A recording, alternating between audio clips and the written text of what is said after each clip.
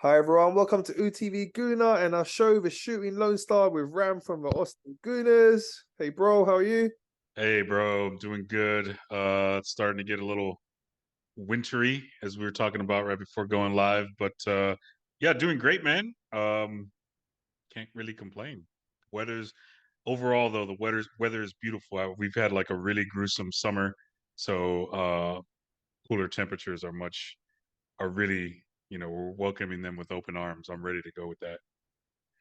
How are you Yeah, doing? yeah, I'm good, bro. I had a friend over there for the Formula One. Austin, Okay, yeah. yeah, he said weather was really nice. Like coming from here right now, it's getting cold, man. As we'll say before we started filming, it's time to get the jumpers out. Yeah, And yeah, it's really long few months coming up of winter, man.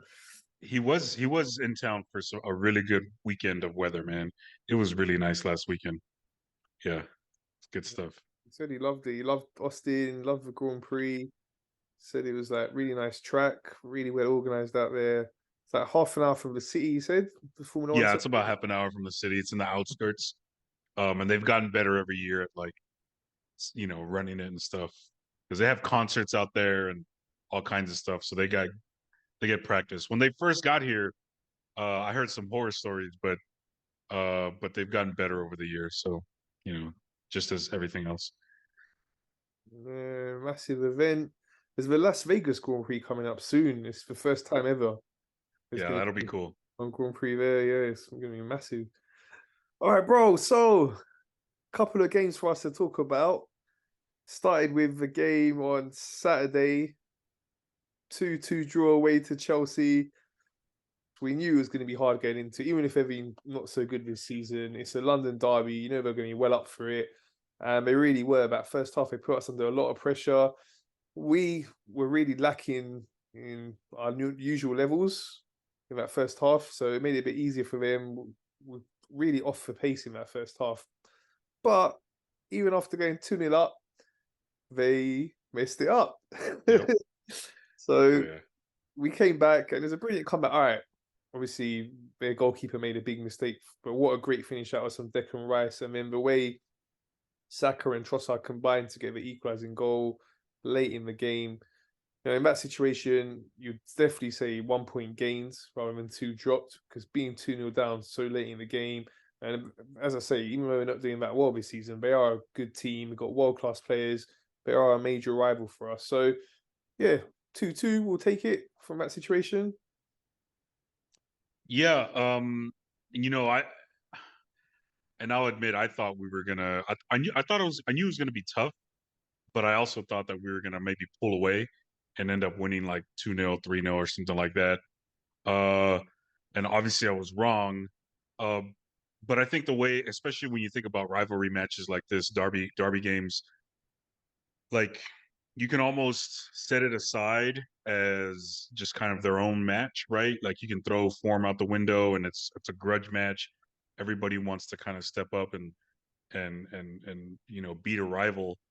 But then at the same time, I thought we were able to kind of see exactly where both teams are and also where both teams have to improve. And I'm not going to spend really any time on Chelsea because we're not Chelsea fans, but I think for us, I think I think again, we showed that fighting spirit, just kind of like Declan Rice said in like a bunch of his interviews, right? Like we continue to just kind of play until the very end, and that's what I continually love about this team, man. Like no matter what the situation is, they're going to continue fighting, continue putting pressure on the on the opponent. But then I think at the same time, and somebody at the bar, a really good friend of mine was pointing it out, and she kept saying something like, we don't have that killer instinct, that one guy who will say like fuck this, we need to come back and we need to win this. I mean, maybe we're starting to see that with someone like Declan Rice, and I'm not saying that Bukayo Saka is not a worldie, or I'm not saying any of these players are not good. It's just we do lack a little bit of that killer instinct, and again, just we have to go into these games like saying like this is our match and we're going to take over and we're going to finish this, because for a long time we looked a little lost, and then maybe the final like 20 to 30 minutes, we started to get serious. And then again, that Declan Rice goal felt like, and I said something right before he scored, and I was just like, we need somebody to step up. We need somebody to just say, fuck it, we gotta get back into this game. And sure enough, Declan Rice, man, was that guy to do it. Again, it looked like he just said, like, all right, the ball's coming to me. I'm gonna make something happen, and I'm gonna score. And he did. And then, of course, we hit the equalizer shortly after. Um, but I think, as you said, it's a point one. We definitely rescued a point, considering, we were down for such a long time, 2-0. And Arteta has said a couple times, if you can't win them, don't lose them. And, we're still unbeaten. We've drawn 3, which is a little bit annoying, because I feel like all 3 of the games we drew were winnable. But you have to just kind of say, move on to the next one. And I think we responded well, which we'll get into. But like, yeah, it was definitely, I guess, it was a tale of two halves. It was a typical Chelsea Arsenal, matchup. And as much as we played some of our worst football, I think, of the season, and Chelsea still bottled it against us. So I mean, again, that just shows, I think, where the levels are. And I think Chelsea are not quite where they want to be, but I think on some level you can kind of see what Pochettino wants to do with those guys, what their plan's going to be. But I think for us, I think still a pretty encouraging performance overall. Like, in the grand scheme of things, I think we're gonna bring a lot out of this game because, again, we played horrible for most of it and still walked away with a point. I'll take it. I would have much preferred a 3-0 win like I predicted, but sometimes football's funny that way. Yeah, for sure, bro. And the way, as you said, the fighting spirit we showed to bounce back, and the bench played a big part in that as well. We've got Hmm. options coming off the bench. Trossard again came off the bench, was outstanding, brilliant finish for his goal as well. Yeah, dude. And a lot of people, I mean, every time he does well and does this, people talk about him wanting to, like, he deserves a start. And I'm kind of the opposite. Like, I don't, not to say that he doesn't deserve to start. I think he's a great player, but all his great moments have come off the bench. And that's just sort of, I don't know if that's just, I don't know what it comes down to, but that's where it is. And I think for now, that's kind of where I love him coming off the bench, because he's just like a game changer, right? Against tired legs. He's so good on the ball. He's so good off the ball, getting in position. I mean, he could have had a hat trick with how many times he was open, with the movement he had on that goal. He did that same movement like 2 or 3 more times, and if our players would have caught him, who knows what would have happened, right? We could have walked away with all 3 points. But um, yeah, as you said, man, bench coming through, and I think that's beautiful to see, right? Players coming off the bench, wanting to get in position to get more minutes, and they're doing it, and they're making it hard on the manager, which is great. Because then I think Trossard came in again and did his thing during the week, if I'm not mistaken. But yeah, I think overall, I think our bench came through. Um, but yeah, man. Shout out to Trossard. Shout out to Bukayo Saka. I think even though he didn't have like an amazing game, and by his standards, he still had a beautiful moment. I mean, that cross was just absolutely incredible, man. And that's why he started, what, 85 straight games, 83, whatever the number is, because even when he doesn't have a good game, he will have a moment like that. And like, why would you bench him, right? Like, why? For what reason? I mean, yes, rest, but I mean, this guy's a world class player. He's growing right in front of our eyes. And to do something like that on a day where, I hate Kukurea, but like, that guy got in his head a little bit and he did his job. But at some point, Bukayo Saka said, "Nah, man, like, I'm gonna make something happen," and he did. So I mean, yeah, our guys came through when they needed to, and salvaged a point. Yeah, for sure, bro. So take the point, move on to the next one, and next one was Seville, which difficult game. They've got a good record. They're very strong at home. Just the week before they played Real Madrid and drew 1-1 against them. So going there was always going to be difficult, but we really started that game well. We were solid, kept them out. We were looking dangerous, controlling the ball quite nicely as well. And then a bit of magic from Gabriel Jesus. What a beautiful turn that was. The skill of it. I mean, to play the ball perfectly into Martinelli, for him to run the length of their half, round their goalkeeper and finish. Beautiful goal. That's one of the best goals I've seen in a while. I really enjoyed watching that. And then the second goal as well, out on the wing, cuts inside, sees the chance to shoot, buries it. Unlike Mudryk, he meant that. We Yeah, all know Mudryk didn't mean his one. He got very lucky, but for sure, Jesus meant that. And his performance, like I said, goal, assist, as always, all over the place, working hard. We're really lucky to have such a great striker and come away with the win.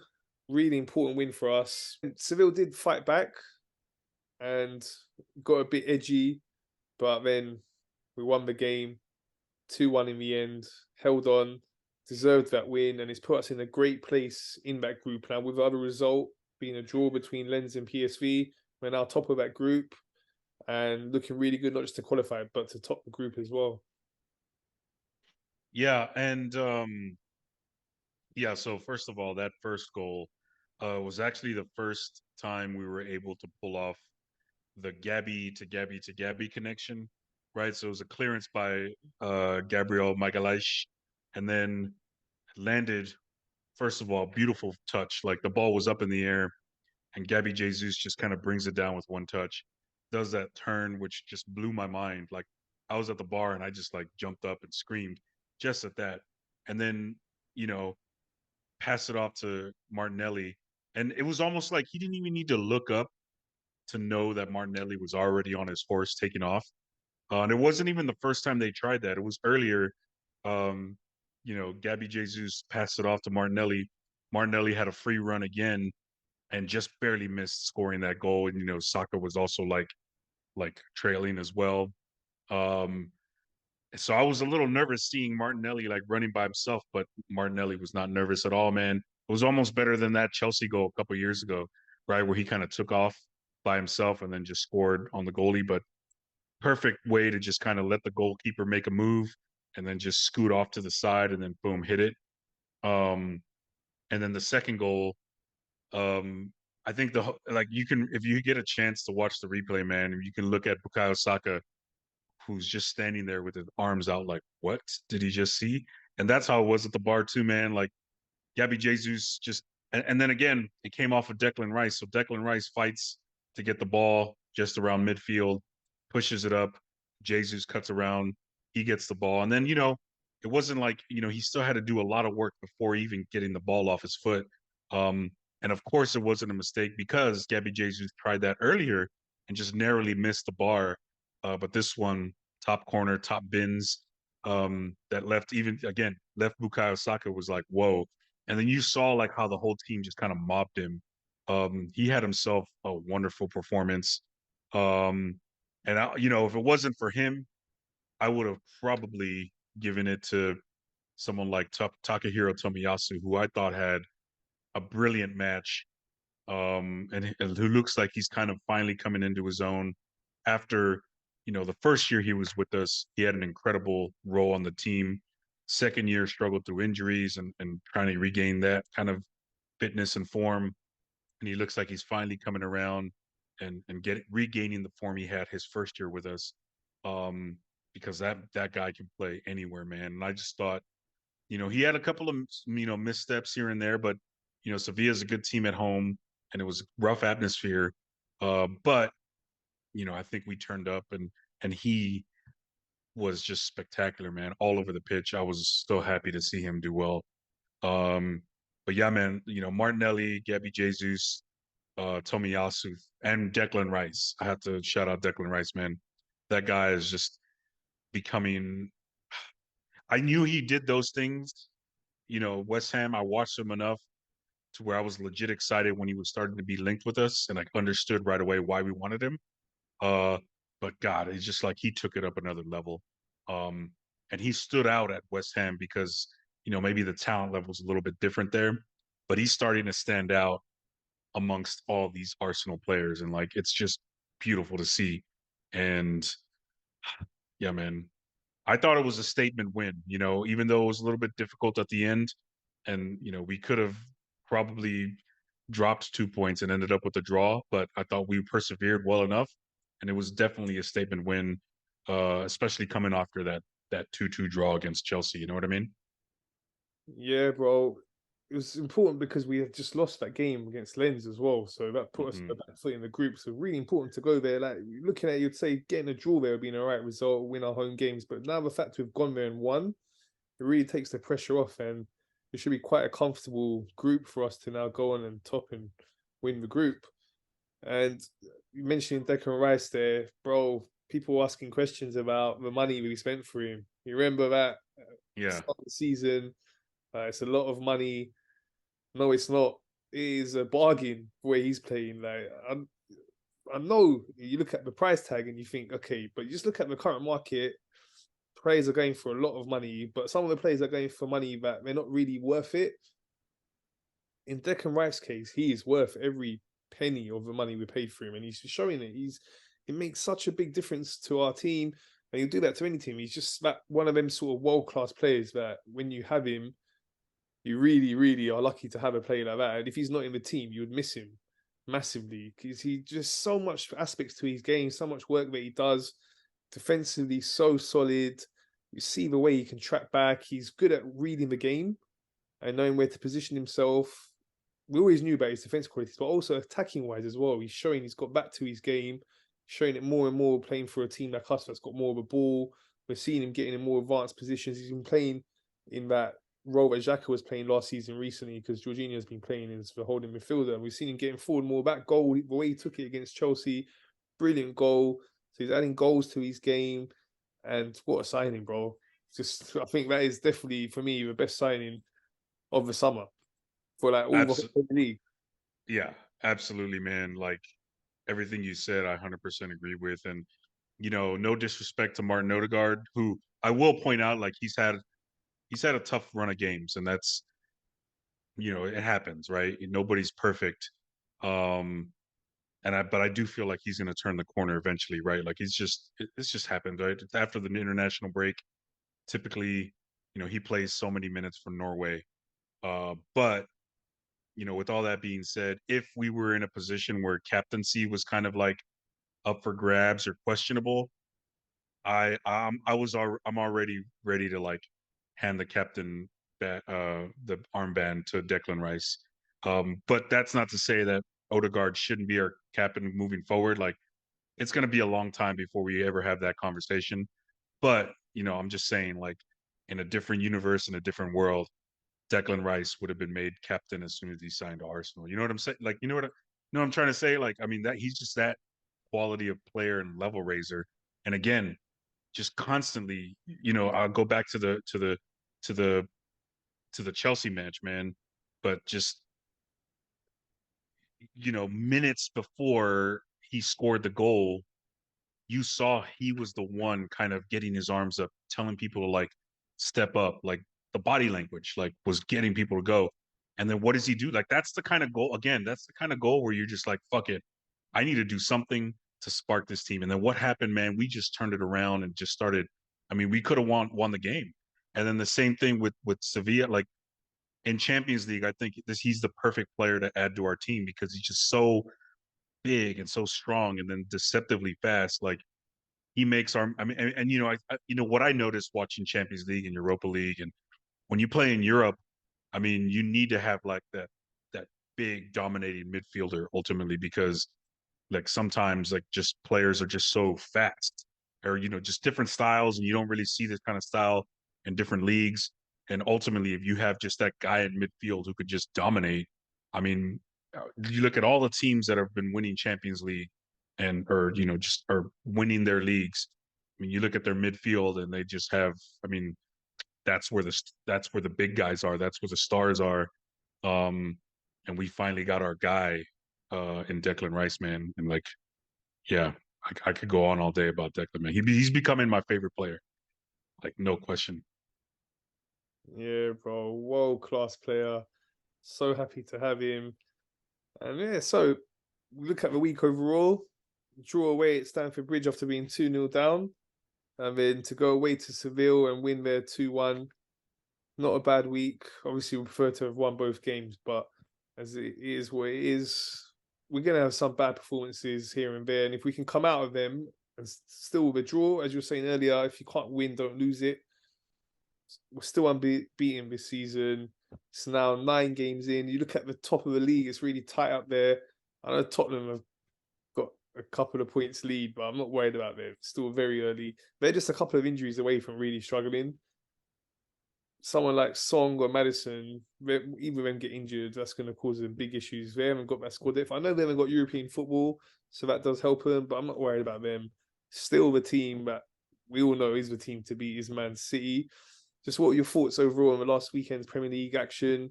We saw City bounce back from the loss they had against us. They lost to Wolves as well before that, Newcastle in the League Cup. So there were some questions there for them, but they bounced back really well against Brighton. I know scoreline ended up was 2-1.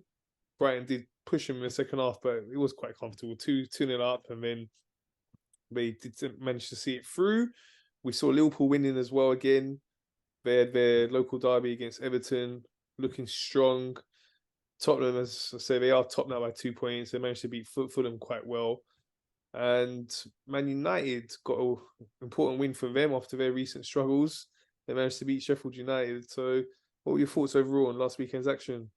I will say, yeah, outside of Manchester City, which almost obvious, right? Like they're the ones that we have to beat. They're the ones they set the pace. But the ones I'm really afraid of after this past weekend for sure, Liverpool, and I think Newcastle United. Now I think with Newcastle, I think them losing Sandro Tonali for 10 months, I think that's really going to hurt them because I think that was one of their marquee signings. We'll see how they cope with that. But I think after starting slow and like losing a bunch of games, like they're finally starting to turn it around a little bit. We play them in a couple weeks, and that's going to be a massive matchup, and I'm super excited about that one. And then yeah, Liverpool, they just they're finding ways to win, and they're figuring it out. And I think Darwin Nunez, Mo Salah, I mean, those guys are looking great. Um, Manchester United is figuring out ways to win, and I mean, credit to them, I guess. Tottenham, I don't really think Tottenham. Yeah, I agree with a lot of what you said. Like, I don't think Tottenham is going to have uh, the squad depth to kind of keep up. I think they're going to maybe start surprising people. Maybe they might start fighting for a top 4 spot. Um, I think Chelsea. I think I even said, I think ultimately I think they're going to start like playing a little bit better. But I'm not too worried about them or Tottenham. Villa is another one I think is going to be a little scary, man. They play really good football.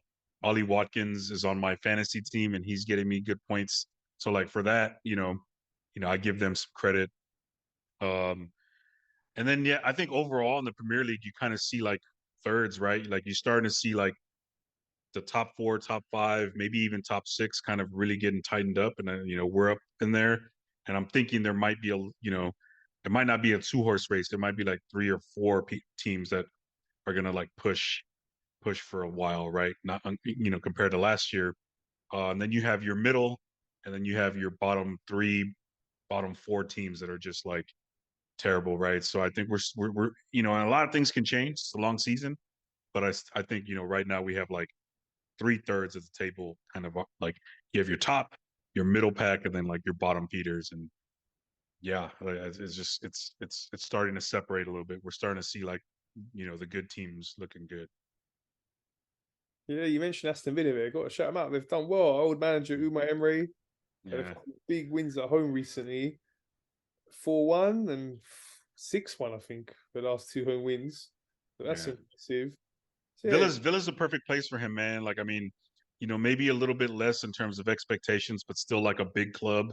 And, he's still going to get the support and all that kind of stuff. And he'll get good players. And it's not like he plays, it's not like he has like a bad way of playing ball. Like, I mean, they're going to figure it out. They're going to play decent overall. So I just think, like Avila, when they signed him, I thought like, okay, like he's probably going to do good there because that's more of his thing. You know what I'm saying? So yeah, shout out to Villa. Like they're a good team. Yeah. And as always, we know the Premier League's very competitive. And we're seeing that. And we've got another round of fixtures coming up that are looking good. Before we Yeah. discuss the other teams' games, obviously we'll start with R1. So for us, should be a comfortable win. The same that I saw Sheffield United play against Tottenham, and they pushed them hard. And I saw them also play against Man City. They pushed them hard too. And even against Man United this last weekend, I thought they were decent. They did push them hard. It was only 2-1. And Yep. Man City Watch that pushed too. about one as well. Their one was 2-1 as well. And Tottenham won 2-1. That was 2 late goals in injury time. So they've pushed the teams that are better than them. So when we say, okay, it should be a comfortable win for us, and on paper, should be going there looking to hopefully win 3-4-5-0. But as I was saying, the Premier League's so competitive, can't take any team for granted. And again, we're going to have to be on the top of our game to get the win against them. What's your thoughts on this one? I think this is going to be one of those. I don't know if I'm not saying like it's an opportunity for a statement win because there's not much of a statement you can make for beating the 20th team in the league with 1 point right now. But I think statement in terms of just coming out there, dominating possession, dominating the ball, not choking the life out. I think this has to be one of those games where we step out and we just put our best foot forward, put our best team out there, and just put this game out of reach early on. Um, yeah, that's famous last words, right? Because Bournemouth did a number on us late in the season last year, and then we had to fight back to win, which again shows how deep this league can be. And Sheffield United, as you said, outside of that 8-0 loss to Newcastle, for the most part, they push teams and they play hard. And yeah, I even watched some of that United match, and I thought, I mean, United, not necessarily they got lucky, but ultimately like they just kind of made the plays to make it happen. So I think if we can just again, we're at home. I think if we can put our best foot forward, come out strong, I'm gonna pick another score again. I'm gonna say 3-0 for our boys. Just because I think we're better. And I think even though that draw against Chelsea is only a point, I think we brought a lot of momentum into that Champions League game against Sevilla. We ended up winning. I think it was a statement win considering our history in Spain, um, our history away in Europe as of late, and the fact that hey, we lost that game. We could have probably in some scenarios been at the bottom of the Champions League group. I think that was a big statement win for us, and I think we're going to continue riding that momentum into Saturday at home. So I'm going to say 3-0. Yeah, I think as well, we're due a really good, comfortable home win. We've not had that yet. Mm-hmm. The only real comfortable win we've had was the Bournemouth one, 4-0 away, and then the PSV at home as well. But in the Premier League at home, we had close games. We're due a nice, comfortable one. I'm going to go 4-0. Yeah, I'll take that too, man. I Yeah. think if we can get the early goal, that's going to cause Sheffield United to come out, and then we're to pick them off quite easily and should be a comfortable win. So yeah, let's hope it's going to be a nice, easy win for us. Let's now get your predictions for some of the other games. As I was saying, really another great round of Premier League fixtures looking forward to. Starting with tomorrow night, Crystal Palace against Tottenham. Oh, I'm rooting for Crystal Palace all the way. It's going to be at home for Crystal Palace, Selhurst Park. Um, yeah, I'm gonna say 2-1 Crystal Palace, but only because I just really need Tottenham to lose, man. So we'll see what happens. Yeah, I think that's it. For me, Tottenham have been very lucky so far this season. They've had Yeah, a lot of things go their way. Remember that Liverpool game, the game against Sheffield United as well. I thought they were lucky in that one. For Luton away even as well. That one again. can't keep getting away with it, man. It's Yeah, gonna catch up. getting that luck, but it's about to run out for him. And I think hopefully it'll be tomorrow night. Crystal Palace can get the job done. I'm going to go 1-0 Crystal Palace. Okay, next Chelsea versus Brentford, the West London derby. Oh, yeah, I think Chelsea got to feel good for them. They got to feel good about themselves, the way they played against us and the way they almost walked away, but also, they blew it. They still got a ton of injuries. Brentford is not necessarily. I mean, you're starting to see over time how much Brentford really misses Ivan Toney. Um, and so they haven't really looked good this season like they have like traditionally like in the past couple years, right? Like they're not as dangerous as they once were. Um, so I think this might end up being like either kind of wanted like my first instinct was to say 0-0. Because I do think ultimately the two goals Chelsea scored against us were a little bit with luck. But I'm gonna go 1-1 draw.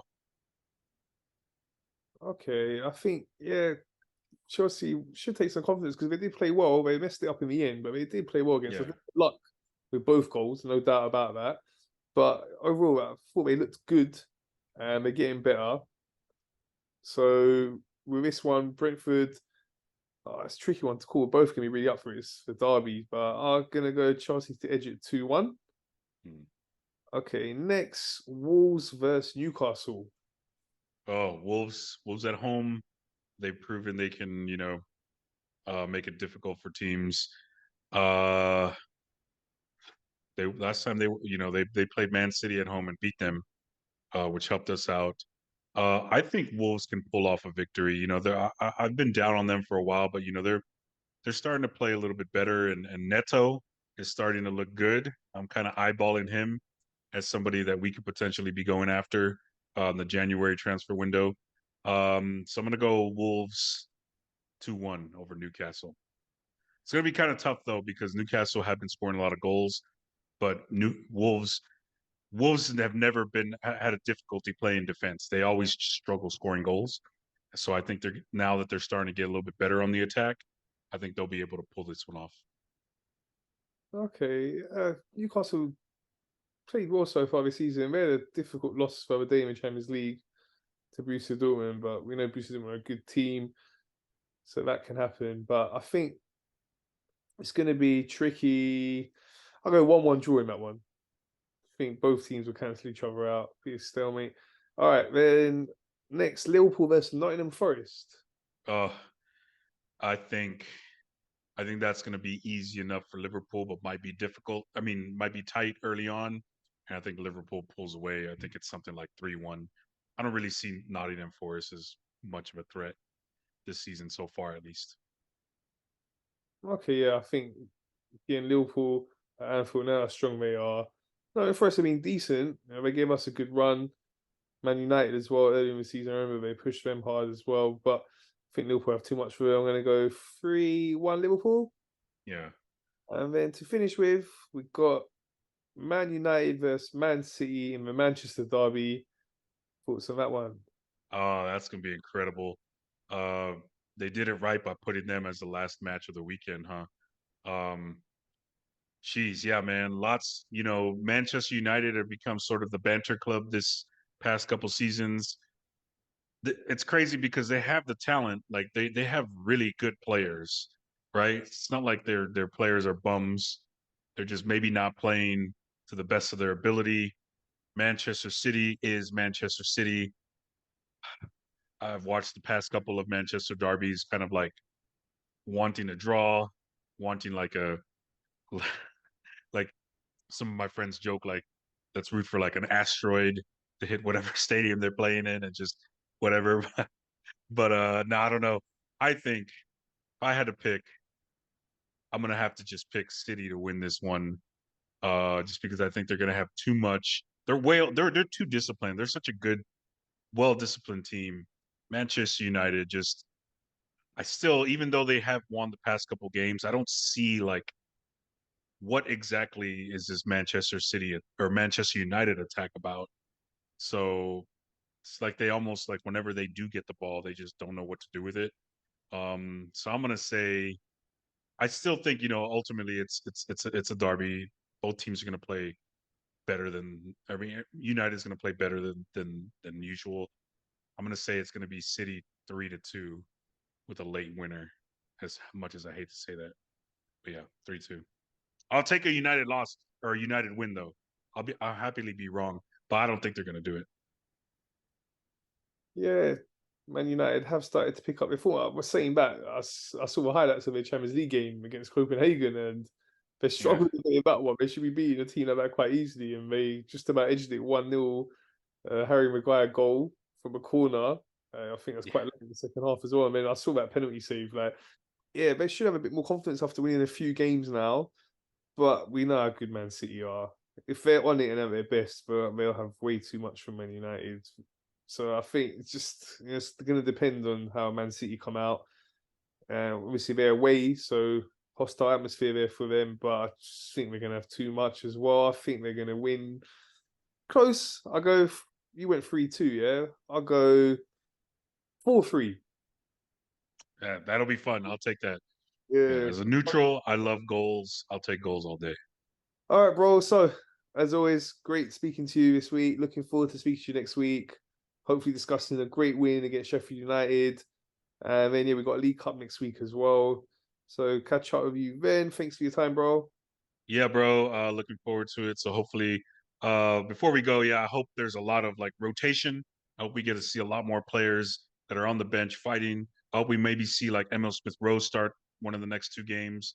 Um, yeah, yeah, we'll see, man. And also, I think Takahiro Tomiyasu is working his way into taking over Zinchenko's role. I don't know. We'll see what happens. A lot can happen. We got a deep squad. I'm so excited. So come on, Arsenal. Let's go. For sure, bro. Come on, Arsenal. So, that's all from us. Thanks for watching, everyone. Please remember to subscribe, like, and share.